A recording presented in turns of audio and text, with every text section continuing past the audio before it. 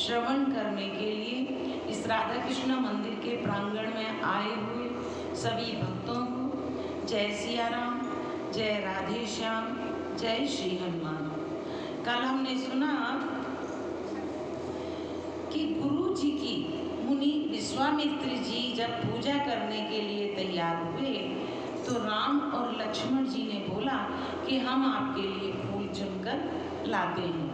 तो राम और लक्ष्मण जब बाग में एक उपवन में पास में ही फूल चुनने जब गए तो उसी समय सीता जी अपनी सखियों के साथ गौरी पूजन के लिए वहाँ आई।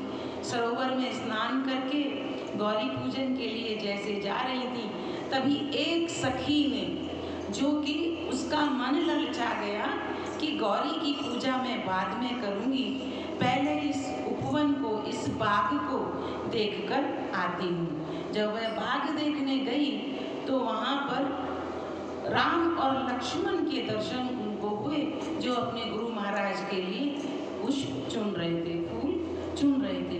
वह उन्हें देखकर बिल्कुल ऐसे हो गई में जान नहीं और बिल्कुल बेहोश जैसी होने वाली थी। तो वह दौड़ती हुई आई और सीता जी को और सब सखियों को बोली कि मैंने यहाँ पर तो राजकुमार देखे हैं वन के अंदर, ये गौरी की पूजा तो अपन बाद में कर लेंगे, पहले चलो देख लीजिए, सीता जी दर्शन कर लीजिए। उनके सब सखियों को कहा और लेके गई। तो लता की ओट में से उसी समय राम और लक्ष्मण बाहर निकले। तो सीता जी और सब सखियों को ऐसे लगा जैसे बादलों का पर्दा हटाकर दो सुंदर निर्मल चांद निकलकर आए हों। इस तरह वह अच्छा लगा उनको और बस देखते ही रह गई सीता जी। सीता जी ऐसे लग रहा था जैसे पलक झपकना ही भूल गई। या फिर तुलसीदास जी कहते हैं कि उन्होंने आँखों के रास्ते प्रभु राम की छवि को हृदय में उतार कर ऐसे लग रहा था जैसे उन्होंने आँख रूपी नेत्र रूपी पलकों को जो बंद कर लिया, तो ऐसे लग रहा था जैसे उन्होंने किवाड़ बंद कर लिया। और इतनी प्रफुल्लित हो गई अंदर ही अंदर कि कुछ कहना नहीं। तब सब सखियों ने कहा कि सीता जी अब चलिए, देर हो रही है, कल फिर आना है पूजा के लिए इसी टाइम। तो उसी समय सीता जी दोबारा गौरी के मंदिर के अंदर गई और गौरी से तरह तरह की प्रार्थना करने लगी। जो उनके मन में भाव आ रहा था उन भावों को लेकर उन्होंने प्रार्थना की। और क्या प्रार्थना की, आज की कथा यहाँ से सुनते हैं। और सेवती तो हुई सुलभ कलचारी, बरदायनी पुरारी प्यारी, देवी पूजे पद कमल तुम्हारे, सुनर मुनि सब ओहि सुखारे, मोर मनु व्रत जानहु नीके, बसहु सदा पुर पुर संवरी के, कीन्हु प्रगट न कारण तेरी, अस कहि चरण गए वैदेही, विनय प्रेम बस भई भवानी, खसी माल मूरत मुस्कानी, सादर प्रसाद सिर धरेउ, भूरि गौरी हरषि अवरेउ, तुलसीअस शीस हमारी, पूजहि मन कामना तुम्हारी, नारद बचन सदा तुझ साचा, सोहरु मिलहि जाय मनुराचा। अब गौरी के भवन में जाकर, माता जी के भवन में जाकर सीता जी प्रार्थना करने लगी और कहती हैं कि पति को इष्टदेव मानने वाली, हे गौरी, पति को इष्टदेव मानने वाली नारियों में सबसे श्रेष्ठ जो पतिव्रता नारियां होती हैं वे आपकी सब पूजा करती हैं और आप उनको वरदान देती हैं। आपकी प्रथम गणना है उनके अंदर। आपकी अपार महिमा को हजारों सरस्वती जी और शेष जी भी नहीं कह सकते। हे भक्तों को मुंह मांगा वर देने वाली माता, हे त्रिपुर के शत्रु शिव जी की प्रिय पत्नी, आपकी सेवा करने से चारों फल सुलभ हो जाते हैं। हे देवी, आपके चरण कमलों की पूजा करके देवता, मनुष्य और मुनि सभी सुखी हो जाते हैं।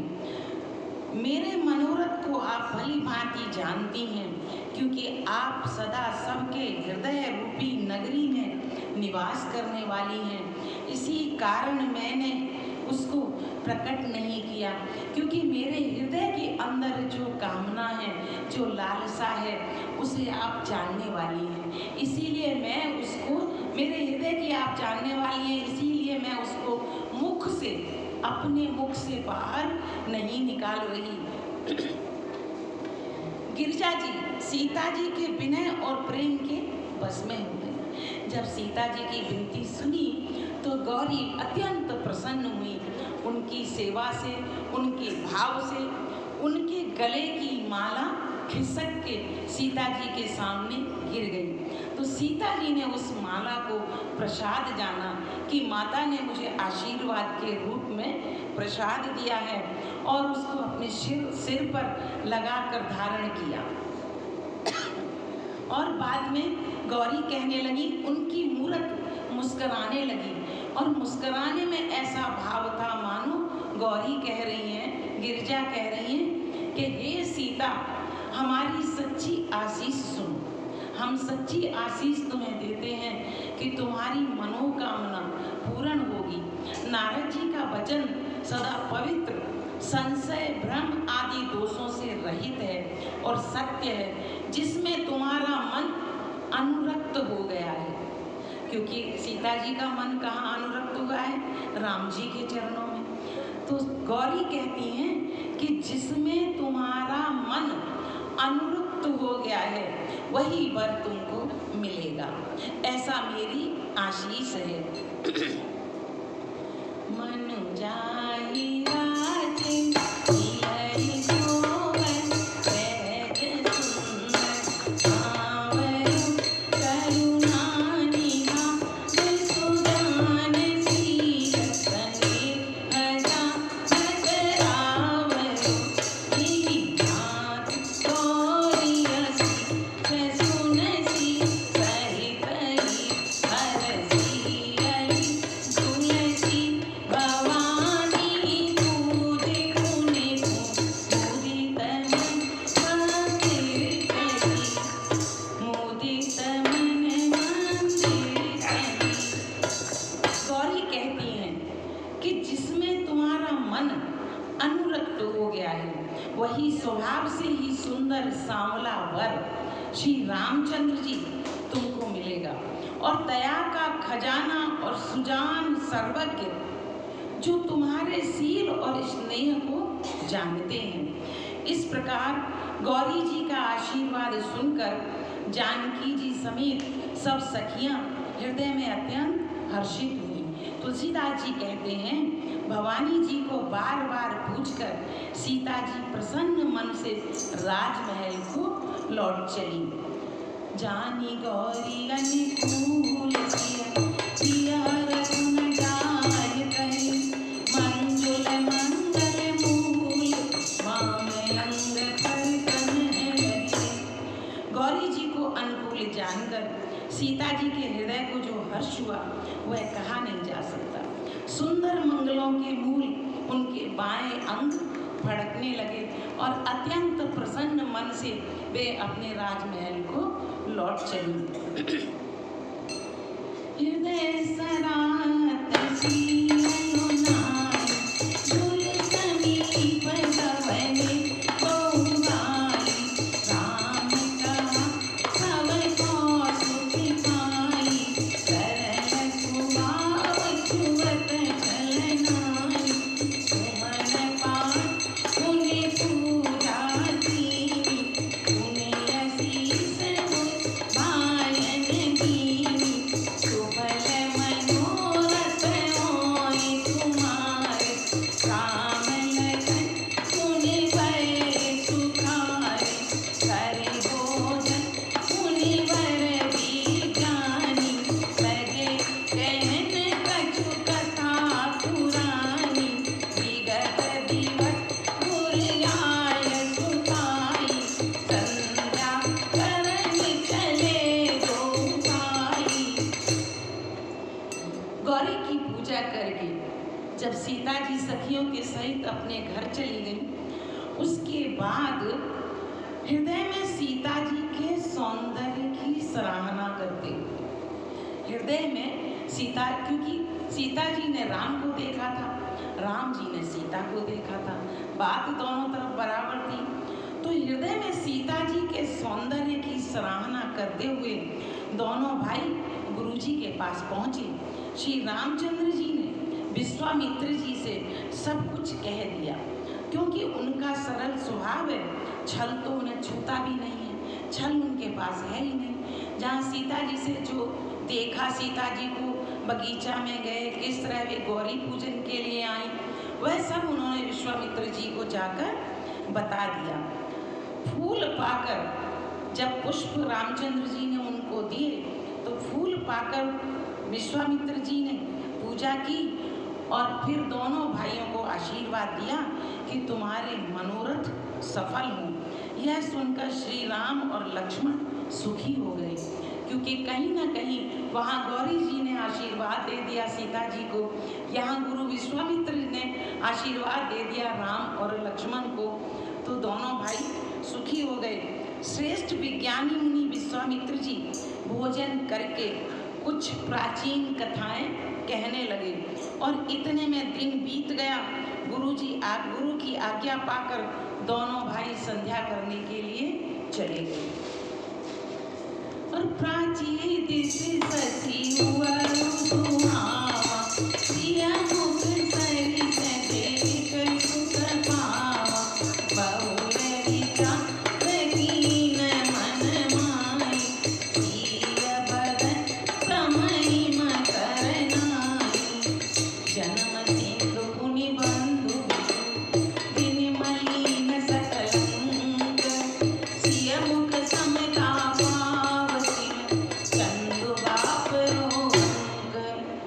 अब इधर पूर्व दिशा में सुंदर चंद्रमा उदय हुआ। पूर्व दिशा में जब सुंदर चंद्रमा उदय हुआ तो श्री रामचंद्र जी ने सीता के मुख के समान देखकर सुख पाया। उन्होंने जब चंद्रमा उदय हुआ तो उन्होंने सोचा कि ऐसा ही चंद्रमा के समान ही सीता जी का मुख सुंदर है। फिर मन में विचार किया कि ये चंद्रमा सीता जी के मुख के समान नहीं है।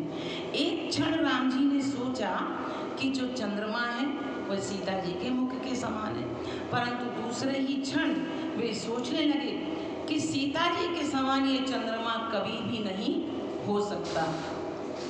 कारण खारे समुद्र में तो इसका जन्म हुआ और फिर उसी समुद्र से उत्पन्न होने के कारण विष इसका भाई, और दिन में यह मलिन हो जाता है क्योंकि दिखाई नहीं देता, शोभाहीन है, निस्तेज रहता है और कलंकी भी है क्योंकि चंद्रमा के अंदर काला दाग है। यह पीछे जब एक कथा सुनाई थी ऋषि गौतम की, तब किस कारण से उसको कलंक लगा था ये मैंने बताई थी। तो कलंकी भी है और बेचारा गरीब चंद्रमा सीता जी के मुख की बराबरी कैसे पा सकता है, क्योंकि समुद्र से जो जन्म बताया है चंद्रमा का, तो अग्नि पुराण के अनुसार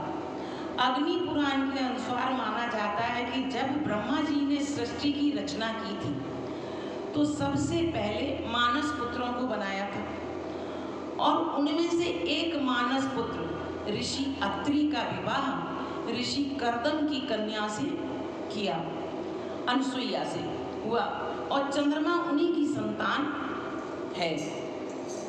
और पद्म पुराण के अनुसार ब्रह्मा ने अपना मानस पुत्र अत्रि को सृष्टि का विस्तार करने की आज्ञा दी। अपने मानस पुत्र अत्रि को, अत्रि ऋषि हुए हैं, अत्रि को सृष्टि का विस्तार करने की आज्ञा दी। उनकी आज्ञा पाकर महर्षि अत्रि ने एक तप प्रारंभ किया। उस काल में एक दिन महर्षि की आंखों से जल की कुछ बूंदें गिर गईं। जल की जब बूंदें गिरी तो काफी प्रकाशमय थी वे। तो जो दिशाएं थी, जो अपनी 10 दिशाएं होती हैं, तब दिशाओं ने स्त्री रूप में आकर और पुत्र प्राप्ति की इच्छा से उस जल को ग्रहण कर लिया, परंतु वे उस गर्भ को धारण नहीं कर पाई। तेज इतना था कि वे दिशाएं उस गर्भ को धारण न कर पाई, तो उन्होंने उसको त्याग दिया। उसे त्याग दिया जब उस गर्भ को, तो ब्रह्मा जी ने उस गर्भ को चंद्रमा के नाम से प्रख्यात किया।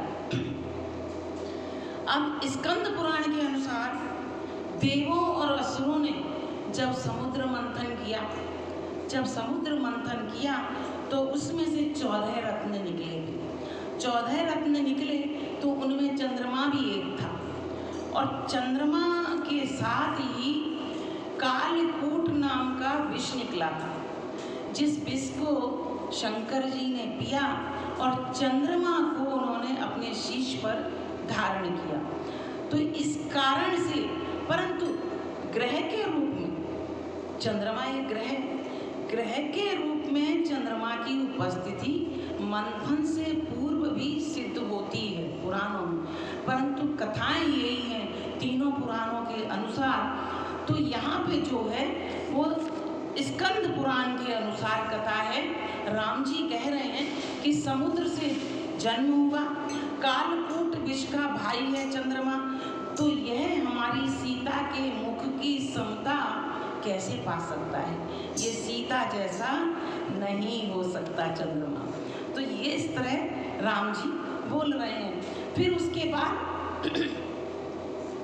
इसमें और भी खूबियाँ, यह घटता बढ़ता है, ये किसी दिन कम होता है, किसी दिन ज़्यादा है, क्योंकि एक पक्ष में ये घटता है, दूसरे पक्ष में ये बढ़ता है। गृहिणी स्त्रियों को दुख देने वाला है, और राहु अपनी संधि में पाकर इसे ग्रस लेता है। चकवे को चकवी के वियोग का शोक देने वाला है, और कमल का बैरी है, क्योंकि उसे कमल देखकर मुरझा जाते हैं। कमल सूर्य को देखकर खिलते हैं और चंद्रमा को देखकर मुरझा जाते हैं। तो ये चंद्रमा, तुझ में बहुत से अवगुण हैं जो सीता जी में एक भी नहीं है, इसलिए तुम्हारी उपमा में सीता जी के साथ तो दे ही नहीं सकता।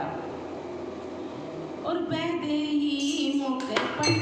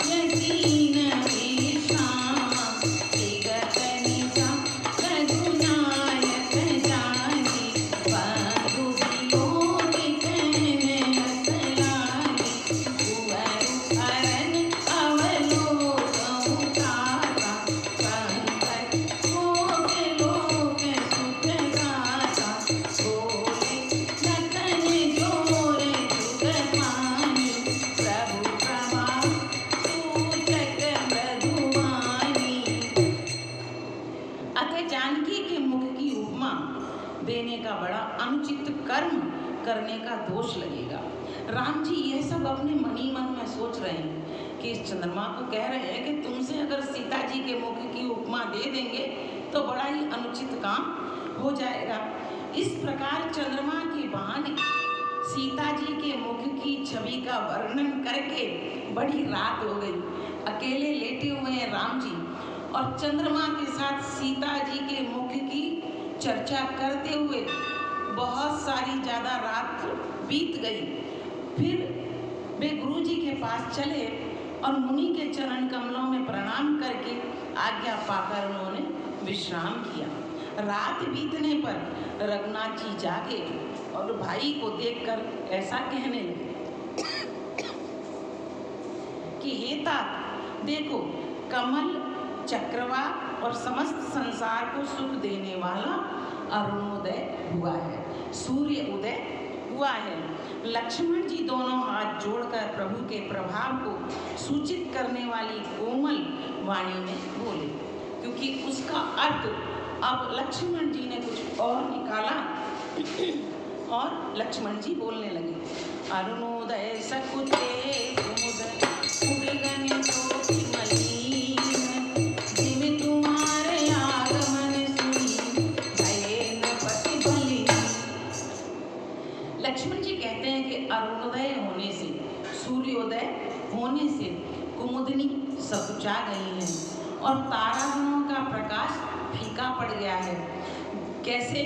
क्योंकि जब सूर्योदय होता है तो तारे तो दिखाई देते नहीं, वे तो फीके पड़ ही जाते हैं। और किस तरह लक्ष्मण जी कहते हैं जिस प्रकार आपका यहाँ आना सुनकर जो राजा पहले से आए हुए हैं धनुष यज्ञ के लिए, वे सब बलहीन हो गए हैं, उनमें किसी में कोई बल नहीं रह गया है। इसी तरह सूर्योदय होने से सभी बलहीन हो गए, सब तारे छुप गए। और नट सब नकत करई उजियार, सारी नसत चाप कमगार, कमर कोक मधुकर करनाना, हरते सकल निशान अवसाना, ऐसे प्रभु सब भगत तुम्हारे, मैं नहीं टूटे धनुष सुखारे, हुआ हुआ सिंह श्रम तव नाथा, सूर्य नटत जगते प्रकाशा। सब राजा रूपी तारे, उनका प्रकाश जो था ना वो मंद पड़ गया है, पर वे धनुष रूपी महान अंधकार को हटा नहीं सकते। अब वे अपने अपने मन में सोच रहे हैं आपकी शक्ल देखते ही, आपके आते ही, कि हम अब बलहीन हो गए हैं और इस धनुष यज्ञ रूपी जो रात्रि है, इसके अंधकार को अब हम हटा नहीं सकेंगे।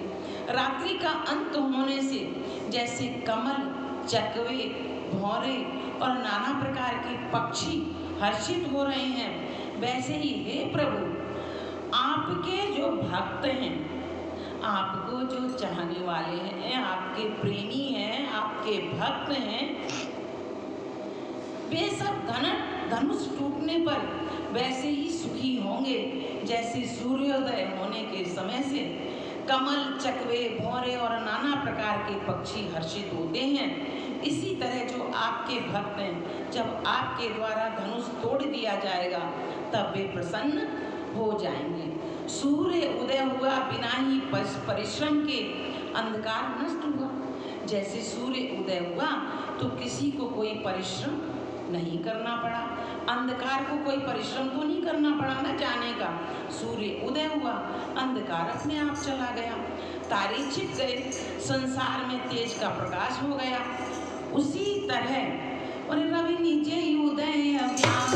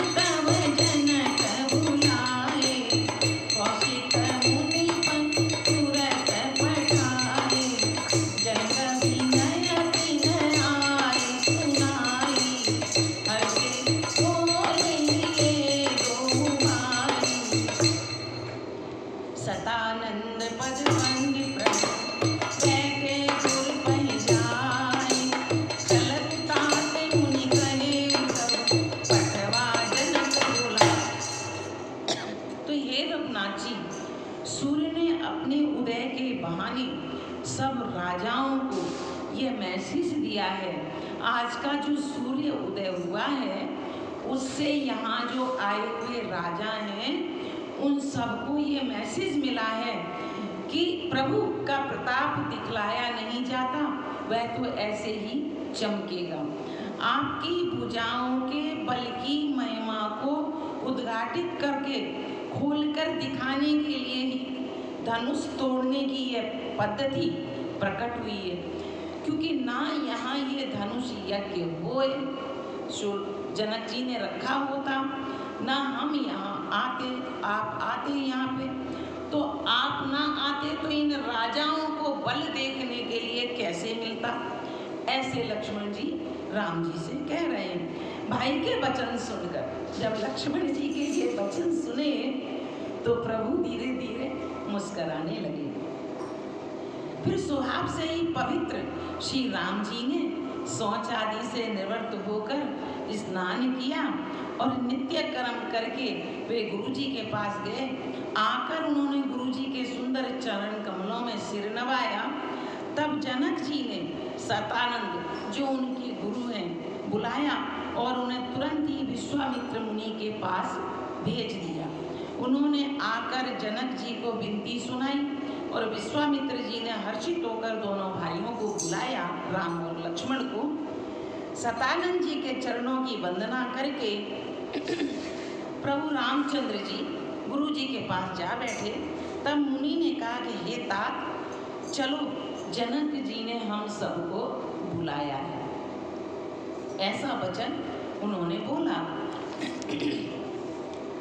और सिए स्वयंवर के किए जाए, की सुनाई मोते बढ़ाए, जतन कहा जस राजन सोई, नाथ कृपा तव जा पर होई, हर्ष मुनि सब सुनि परवानी, दीन असीस सवै सुख मानी, मुनि मुनि वृंद समेत कृपाला, देखन चले धनुष मथ साई, संग गुरु आए दो भाई, अस सुधि पुरवासी न पाई, चले सकल ग्रह काज विसाई, बाल जुआ जगत नर नाई, देखी जनक धीर भई भाई, सुचि सेवक सब लिए हटाई, तुरत सकल लोगन कहि जाऊ, आसन उचित देऊ सब खाऊ, कही मृदु वचन विनीत बैठाए नर नार, उत्तम मध्यम नीच लघु, निज निज फल अनुहार। तो मुनि कहने लगे विश्वामित्र जी दोनों भाइयों से कि चलकर सीता जी के स्वयंवर को अब देखना चाहिए, क्योंकि हमें जनक जी ने बुलाया है। उनके गुरुवर सतानंद जी हमें बुलाने के लिए आए हैं। देखें ईश्वर किसको बढ़ाई देते हैं। अब मुनि कह रहे हैं राम जी से कि देखें ईश्वर किसको बढ़ाई देते हैं। लक्ष्मण जी ने कहा कि हे नाथ, जिस पर आपकी कृपा होगी बढ़ाई तो वही पाएगा। गुरु जी से कहते हैं क्योंकि हमेशा, क्योंकि उन्होंने तो सीखा ही यही है ना कि माता पिता और गुरु की हमेशा आज्ञा माननी चाहिए और उन्हें मान सम्मान देना चाहिए। तो तुरंत लक्ष्मण जी तो थोड़े जवाब देने में हाजिर ही रहते हैं, तो तुरंत कहने लगे कि आप जिस पर कृपा कर देंगे बढ़ाई तो उसी को मिलेगी, धनुष तोड़ने का श्रेय तो उसी को प्राप्त होगा जिसको आप आशीर्वाद दे देंगे। इस श्रेष्ठ वाणी को सुनकर जब लक्ष्मण जी ने ऐसा कहा तो मुनि प्रसन्न हो गए और सभी ने सुख मानकर आशीर्वाद दिया। फिर मुनियों के समूह सहित कृपालु श्री रामचंद्र जी धनुष यज्ञशाला देखने के लिए चल दिए।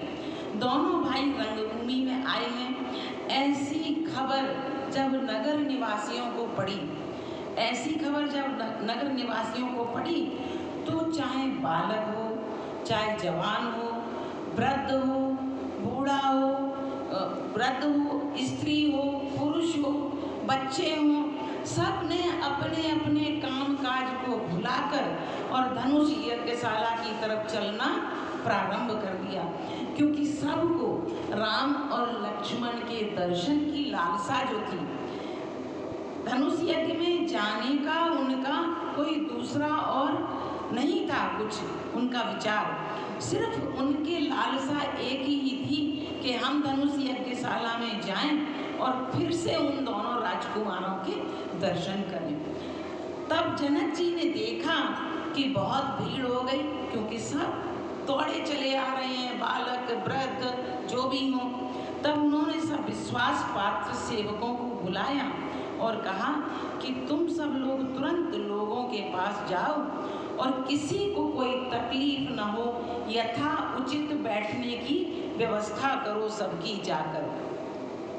उन सेवकों ने कोमल और नम्र वचन कहकर उत्तम, मध्यम, नीच और लघु सभी प्रकार के स्त्री पुरुषों को अपने अपने योग्य स्थान पर बैठा लिया। आज की कथा को यहीं स्थगित करती हूँ। यज्ञशाला का आगे का वर्णन कल सुनेंगे। 2 सेकंड कीर्तन कर लेते हैं। सीताराम राधे श्याम, सीताराम राधे श्याम, सीताराम राधे श्याम, सीताराम राधे श्याम।